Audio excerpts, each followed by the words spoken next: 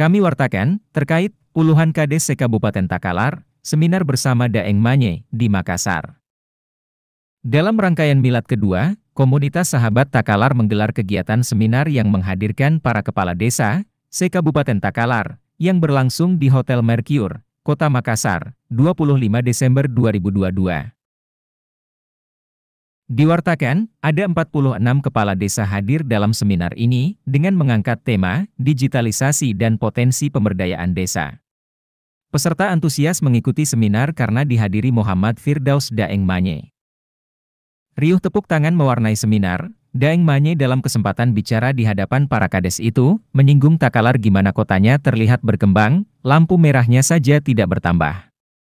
Selain itu, Daeng Manye juga menjelaskan bahwa salah satu item kemajuan di desa adalah masuknya sarana internet atau digitalisasi desa, dan itu belum terlihat secara maksimal di Takalar hingga saat ini, jelasnya.